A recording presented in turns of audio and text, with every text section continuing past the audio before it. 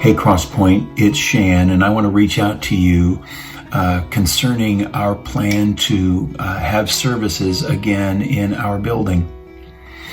In May, Governor Baker released his 4-phase plan, and churches were in phase 1. And we were encouraged by that until we saw the restrictions that we were going to have to operate by. We thought by the time summer would come around that some of those restrictions would be eased, and they have not. In addition to that, we're looking at what the state is going to require public schools and child care facilities to do in order to open up and operate. And we just think it's going to be a long time before church, like we had before all this started, is going to show back up again. We know that we have to start somewhere and begin slowly rather than just open back up again. And so that's what we're going to do. On Sunday, July 5th at 11 a.m., we're going to have one service in the building. Up until this point, we've been encouraging people to meet in their homes with what we're calling micro churches, 1 or 2 people gathering together, 1 or 2 families, so to speak, gathering together. We still want you to do that if you're participating that way. We still encourage you to do that.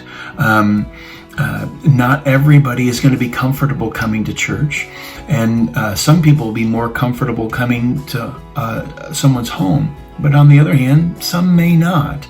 And so we're going to encourage this first service to really be occupied by those who are 50 and older. This is a group that might be more isolated. They don't have a family inside the house. And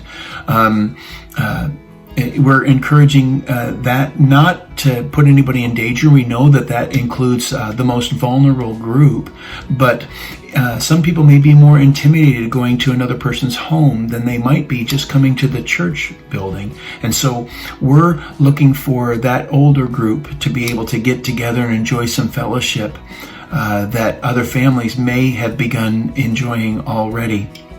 When we do begin, there's some really important things that we want you to know. Number 1, masks are going to be required by everybody in attendance, unless, of course, there's a medical reason to not wear masks. But everybody will be wearing masks, except those who are serving while they are on stage. Those who are speaking or in the worship team aren't required to wear masks while they're on stage. But the minute that we step off stage, we'll be wearing masks again. Social distancing will be in effect. You'll see that by the seating arrangements when you walk in the first time. Families can sit together. Those in the same household can sit together. But social distancing will be in effect.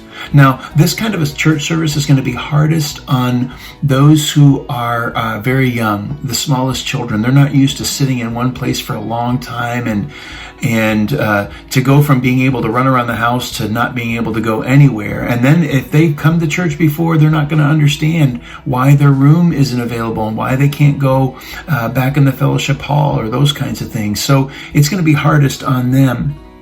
Now, we really want to also encourage anybody who's in that vulnerable group of 65 or older. That doesn't mean that we want people who are at risk to put themselves at greater risk. We're simply saying that those who are comfortable with coming in and feel like they can go to the grocery store, then they can go to church, then that's going to be okay. We're going to be having everything clean, and everybody's going to be wearing masks. But anybody who is in that group or has a weakened immune system, we still encourage you to stay home.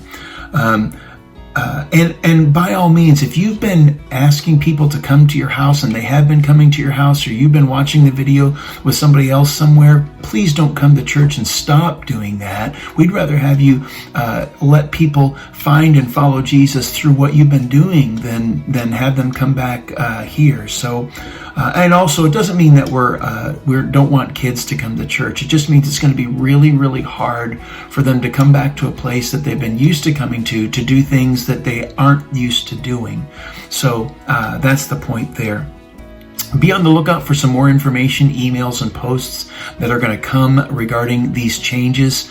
But we just want to let you know that starting Sunday, July 5th at 11 a.m., we'll be having our services in the building again.